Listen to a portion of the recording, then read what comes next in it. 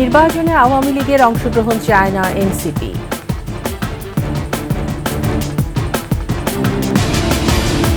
অস্ত্র মামলায় 17 বছরের কারাদণ্ডাদেশ থেকে খালাস পেলেন লুৎফুজ্জামান বাবর। বগুড়ায় শ্রমিক নেতাকে মারধরের প্রতিবাদে ভাঙচুর সংঘর্ষ, সারা দেশের সাথে বাস চলাচল বন্ধ।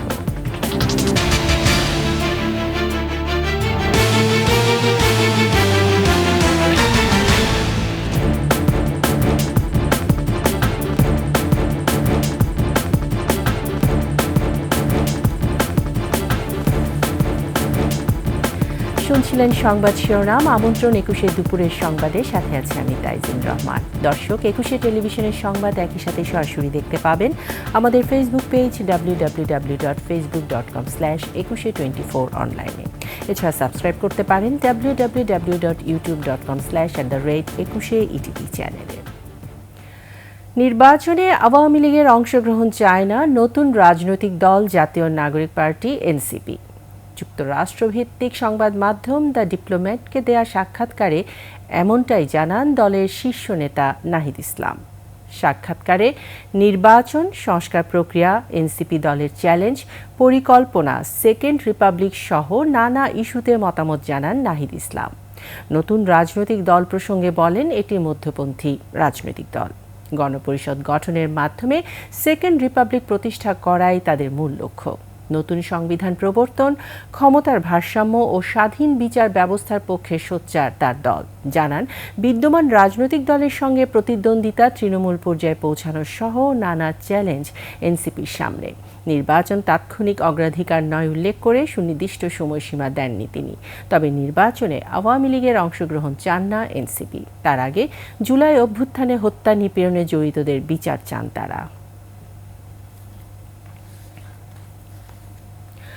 2007 সালে সাবেক তত্ত্বাবধায়ক সরকারের আমলে বাসা থেকে অস্ত্র উদ্ধারের অভিযোগে দায়ের করা মামলায় 17 বছরের দণ্ড থেকে সাবেক স্বরাষ্ট্র প্রতিমন্ত্রী লুৎফুজ্জামান বাবরকে খালাস দিয়েছেন হাইকোর্ট।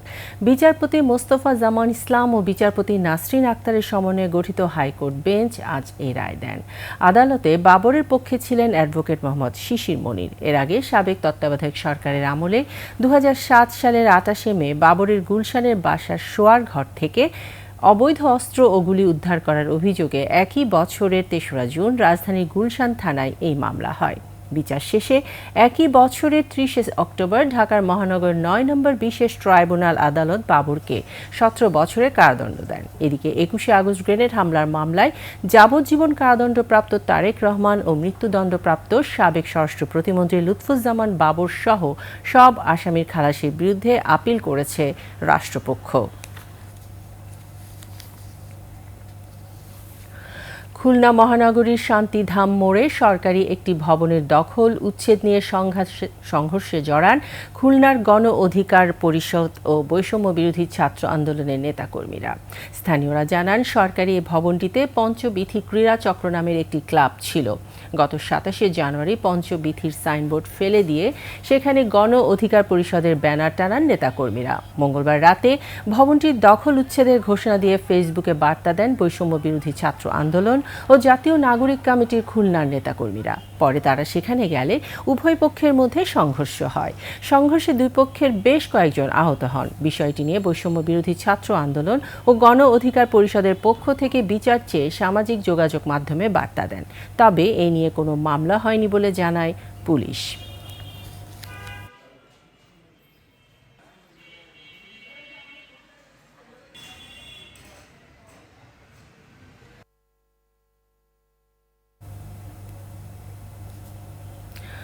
বগুড়ায় শ্রমিক নেতাকে মারধরের প্রতিবাদে বগুড়া শহর থেকে বাস ও সিএনজি চালিত অটোরিকশা চলাচল বন্ধ করে দিয়েছেন মোটর শ্রমিকরা।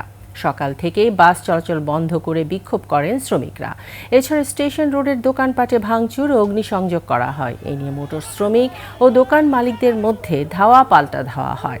পরে সেনাবাহিনী ও আইনশৃঙ্খলা রক্ষাকারী বাহিনী গিয়ে পরিস্থিতি নিয়ন্ত্রণে আনে।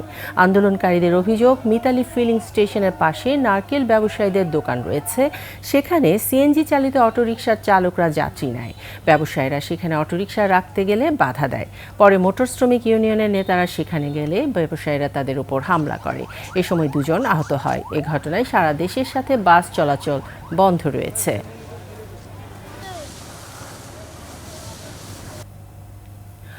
মিয়ানমারে মানব পাচারের শিকার 18 জন বাংলাদেশি দেশে ফিরেছেন। তাদের বহনকারী একটি বিমান রাতে হজরত শাহজালাল আন্তর্জাতিক বিমানবন্দরে অবতরণ করে। পররাষ্ট্র মন্ত্রণালয় এবং বেসরকারি সংস্থা ব্র্যাকের উদ্যোগে তাদের দেশে ফিরিয়ে আনা হয়। ভুক্তভোগী ও তাদের পরিবারের সদস্যরা জানান, ওমান থেকে থাইল্যান্ড ভ্রমণে গেলে বেশি বেতনের প্রলোভন দেখিয়ে চীন নেয়ার কথা বলা হয়। এরপর গাড়িতে করে তাদের মিয়ানমার ও থাইল্যান্ডের সীমান্ত এলাকায় নেওয়া হয়, যেখানে তাদেরকে দিয়ে সাইবার স্ক্যাম করার বাধ্য করা হয় বলে জানান তারা। বিগত 6 মাস আটকা ছিলাম। ওখানকার যে পরিস্থিতি ছিলাম, যে অত্যাচার নির্যাতন করছে আমাদের, আমরা আশা ছেড়ে দিয়েছিলাম যে আমরা ওখানে জীবিত ফিরে আসবো আমাদের বাবা মার কাছে। তো ওরা আমাদেরকে নদীতে নিয়ে যায়, গিয়ে বলে বোটে উঠো, তোমাদের ওই পারে যেতে হবে। তো ওই পারে যাই, নদী পাস করার পরে ওইখানে আমরা যে লোকেশনে যাই সেটা আর থাইল্যান্ডে ছিল না, ওইটা মায়ানমারে চলে গেছে। ওখানে আমরা ইউক্রেনে 30 দিনের জন্য জ্বালানি অবকাঠামোতে হামলা বন্ধে রাজি হয়েছে রাশিয়া। একই সঙ্গে কৃষ্ণ সাগরে নিরাপদে চলাচল নিশ্চিতে যুক্তরাষ্ট্রের দেয়া প্রস্তাবে সায় দিয়েছে মস্কো। স্থানীয় সময় মঙ্গলবার ইউক্রেন যুদ্ধ বন্ধে প্রায় 2 ঘন্টার ফোন আলাপে ইউক্রেনের স্থায়ী শান্তির বিষয়ে একমত হন মার্কিন প্রেসিডেন্ট ডোনাল্ড ট্রাম্প ও রুশ প্রেসিডেন্ট ভ্লাদিমির পুতিন। যদিও 1 মাসের পূর্ণ যুদ্ধবিরতিতে রাজি হয়নি রাশিয়া। ইউক্রেনকে সামরিক সহায়তা, গোয়েন্দা তথ্য দেয়া বন্ধ সহ বেশ কিছু দাবি জানান পুতিন। বিস্তারিত দুলি মল্লিকের ডেস্ক রিপোর্টে।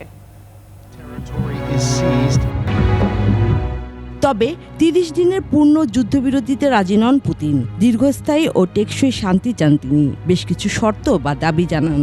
এর মধ্যে রয়েছে ইউক্রেনকে সামরিক সহায়তা ও গোয়েন্দা তথ্য দেওয়া বন্ধ করা, রুশ অধিকৃত 4 অঞ্চল থেকে ইউক্রেনের সেনা প্রত্যাহার ও ন্যাটোতে যোগদান থেকে বিরত থাকা।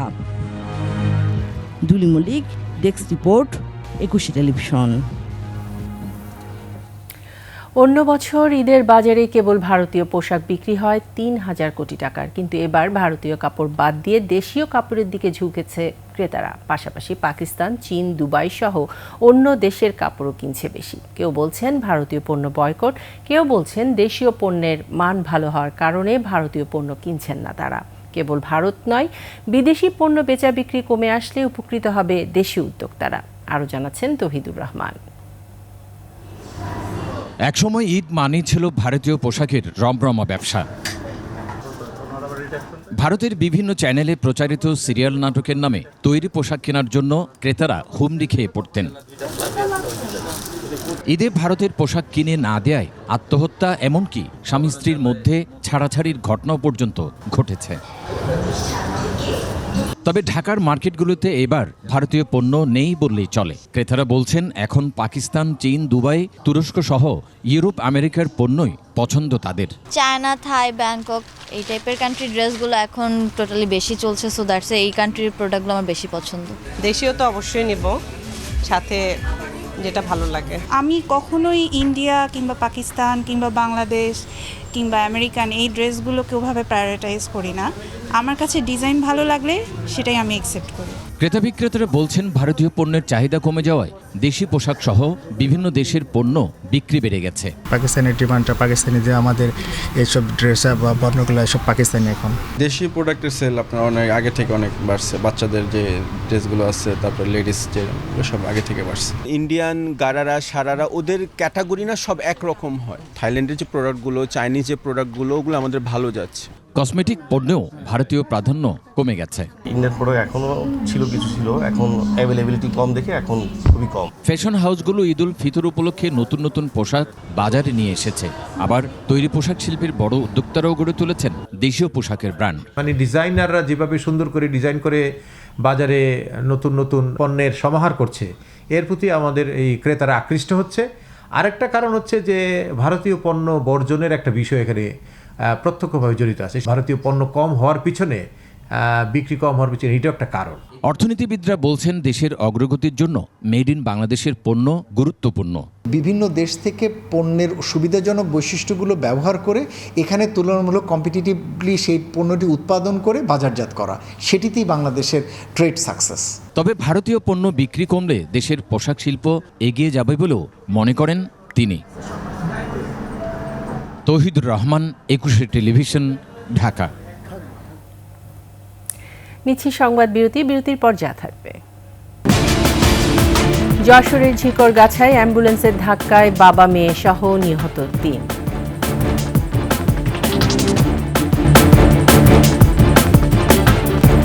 আমন্ত্রণ 21 সংবাদে। রাজধানী খিলক্ষেত মধ্যপাড়া এলাকায় ধর্ষণের অভিযোগে এক তরুণকে পিটিয়ে গুরুতর আহত করেছেন স্থানীয় ক্ষুব্ধ জনতা। থানায় নেওয়ার সময় পুলিশের গাড়িতে হামলা করে তারা। এতে থানার ওসি তদন্ত আশিকুর রহমান গুরুতর আহত হন। আহতদের হাসপাতালে ভর্তি করা হয়েছে। থানার নিরাপত্তা জোরদারে মোতায়েন করা হয়েছে সেনা। মফিউর রহমানের রিপোর্ট। খিলক্ষেতের মধ্যপাড়া ধর্ষণের অভিযোগে এক যুবকের উপর চড়াও স্থানীয় জনতা। খবর পেয়ে পুলিশ অভিযুক্ত যুবককে আটক করে থানায় নিয়ে আসতে যায়।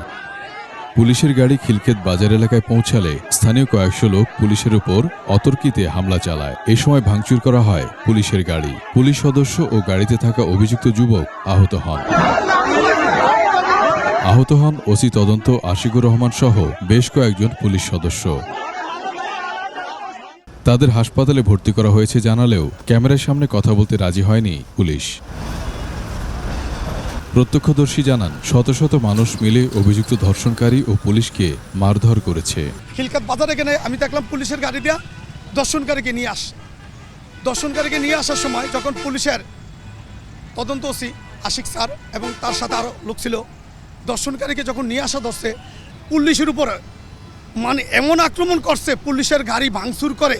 এই খিলক্ষেত থানার যেই তদন্ত ওসি আশিক স্যার আর ওনার সাথে যারা আসিল তাদেরকে মাইরা রক্তাক্ত কইরা মানে পুরো অবস্থা খারাপ করে লেছে। এদিকে ঘটনার পর থানার নিরাপত্তা জোরদার করতে অতিরিক্ত পুলিশের পাশাপাশি সেনা সদস্য মোতায়েন করা হয়েছে।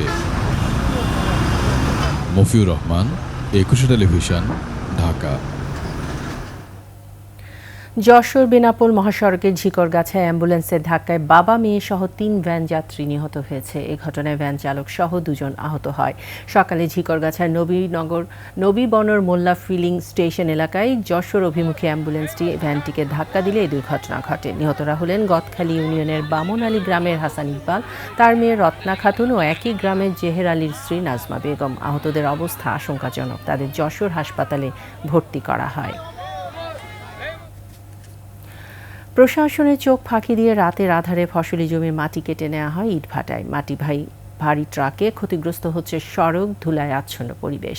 এমন পরিস্থিতি ঢাকার ধামরাই উপজেলায়। এতে বিপন্ন হচ্ছে পরিবেশ। ঝুঁকিতে থাকা এলাকার বাসিন্দারা পরিত্রাণ চান। ধামরাই প্রতিনিধি আরিফুল ইসলাম সাব্বিরের তথ্য ছবিতে ডেস্ক রিপোর্ট। মধ্যরাত ধামরাইয়ের সানুরা ইউনিয়নের বেলিশ্বর এলাকায় কাটা হচ্ছে ফসলি জমির মাটি। পাশেই ধান ও ভুট্টা ক্ষেত। বছরের পর বছর বেআইনিভাবে এভাবে মাটি কেটে নেওয়া হয় ইট ভাটায় মাটির পাহাড় জমলেও ছোট ছোট ডোবাখালের এলাকায় পরিণত হচ্ছে ধামরাই উপজেলা। মাটি পরিবহনের ভারী ট্রাকে ক্ষতিগ্রস্ত হচ্ছে সড়ক, ধুলায় আচ্ছন্ন থাকছে আশপাশের পুরো এলাকা। আগে ক্ষেত কামারি হইতো, খাল হয়ে গেছে। আম গাছ, কাঁঠাল গাছ এগুলো নষ্ট হয়ে যাচ্ছে ধুলাবালিতে। ধুলার জন্য আমাদের চলাফেরা এবং বাড়িতে থাকা অনেক কষ্ট, খাদ্যের মধ্যে যায়। আমাদের ধুলার কারণে শ্বাসকষ্টের সমস্যা, সর্দি কাশি সব সময় লাগেই থাকে। ইটভাটায় কৃষি জমি কমা, মাটি এবং ইট পরিবহনের কারণে সৃষ্ট ধুলায় প্রভাব পড়ছে পরিবেশে। সঙ্গে ভাটার কালো ধোঁয়ায় শ্বাসকষ্ট সহ নানা রোগে আক্রান্ত হচ্ছেন আশপাশের বাসিন্দারা। এই কালো ধোঁয়া থেকে রোগীদের শ্বাসকষ্ট হয়, শ্বাসকষ্ট থেকে নিউমোনিয়া হয়, কোনো ক্ষেত্রে ক্যান্সারের ঝুঁকিটাও থাকে। ইটের ভাটা থেকে নির্গত কালো ধোঁয়া অথবা এই দূষিত পদার্থসমূহ বাতাসে মিশ্রিত হয়ে আশেপাশের অঞ্চলের মানুষের স্বাস্থ্যগত ঝুঁকি যেমন তৈরি করছে, তেমন পরিবেশগত বিপর্যয় হচ্ছে। কর্তৃপক্ষের নির্দেশনা অনুযায়ী গত কয়েক মাসে প্রায় অর্ধশত অভিযান পরিচালনার কথা বলছে উপজেলা প্রশাসন। গত 2 মাসে প্রায় 30টির অধিক মোবাইল কোর্ট পরিচালনা করেছি, ভিকু জব্দ হয়েছে, আমরা জরিমানা করেছি আইন অনুযায়ী। ধামরাইয়ে 2 শতাধিক ইট ভাটা রয়েছে, যার বেশিরভাগই অবৈধ। এসব ভাটার কাঁচামাল কৃষি জমির টপসয়েল। প্রাণ প্রকৃতি রক্ষা ও ঢাকার নিকটবর্তী এলাকাটির ভারসাম্য ফিরিয়ে আনতে ইট ভাটার লাগাম টানা জরুরি বলছেন এলাকাবাসী। সমর ইসলাম, ডেস্ক রিপোর্ট, 21 টেলিভিশন।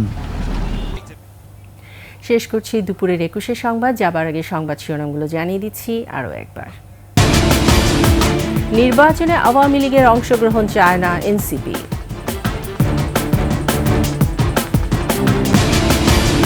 অস্ত্র মামলায় 17 বছরের কারাদণ্ডাদেশ থেকে খালাস পেলেন লুৎফুজ্জামান বাবর।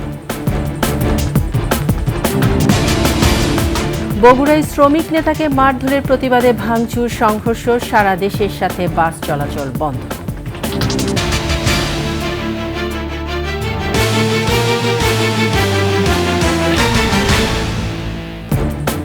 সর্বশেষ সংবাদ জানতে ডায়াল করুন 2021 নম্বরে আর ভিজিট করুন 21-tv.com এই ওয়েবসাইটে। ফেসবুকে ভিজিট করতে পারেন www.facebook.com/2124 অনলাইনে। এছাড়া সাবস্ক্রাইব করতে পারেন www.youtube.com/@21etv চ্যানেল। এতক্ষণ সঙ্গে থাকার জন্য ধন্যবাদ। পরবর্তী সংবাদ বিকেল 4টায় দেখার আমন্ত্রণ রইল। 21-এর সাথেই থাকবেন।